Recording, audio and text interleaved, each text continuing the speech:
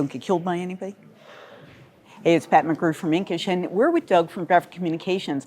And this time, you're going to hear an interesting story. And Doug, Graphic Communications is now the new name for a lot of other names that we used to know. A lot of acquisitions over the last couple of years, bringing in a lot of new technologies, a lot of different ways of sort of slicing the data that's required to run print industries. What do people need to know about Graphic Communications as it sits today? Yeah, of course, it's funny when people ask me about our branding.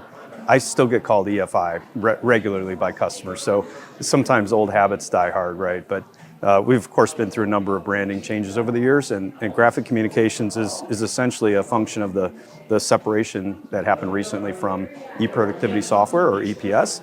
So we're now part of CAI, and so while we kept a little swirl for, in the logo per se, we've changed the branding over to Graphic Communications. So it'll take a little while for everybody to get used to that. That's okay. But I think one of the things that I found kind of interesting is, as we have acquired businesses over the years, EPMS, Avanti, just some recent examples, there was this sort of customer, fear about the acquisition. We've seen some of that.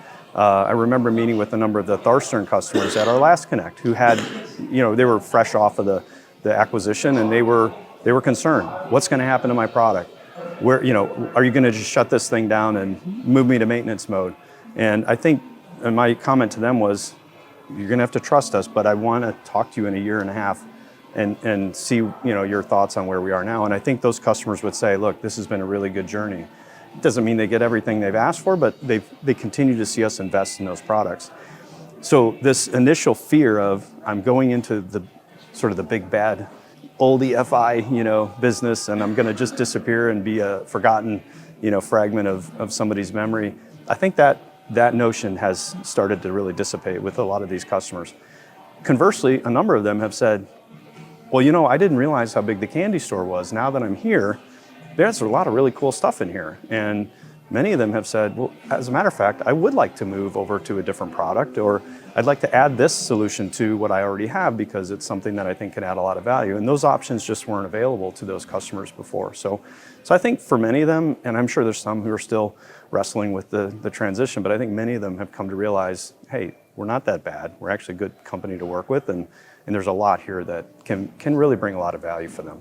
Being part of the CAI umbrella, you're in a software environment where the organization as a whole understands software platforms and using software for manufacturing purposes.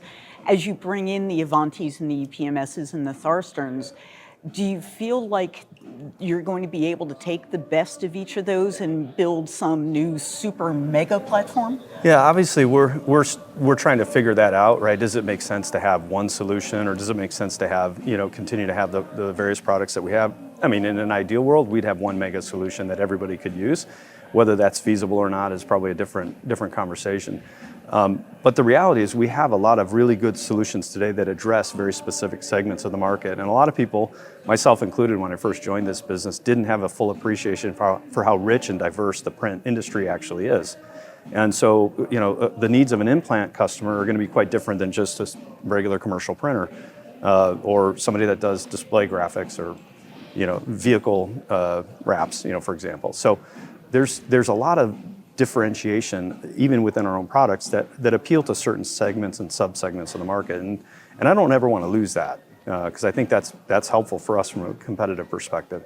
But from an M&A perspective, one of the areas that we're really trying to focus on right now is areas that we just don't cover today. So we have a number of solutions that have a lot of overlap, have a lot of cross coverage. There's areas of the market that we don't address at all. So as we think about M&A, we're trying to focus on those areas because we think we can bring immediate value to our customers for things that we just don't offer today. So obviously, I'm not going to tip my hand as to what those areas are, but we've even gone so far as to ask some of our customers, hey, if we were to think about an M&A target, maybe give us some ideas, because we want to address those areas that the customers see as gaps as well.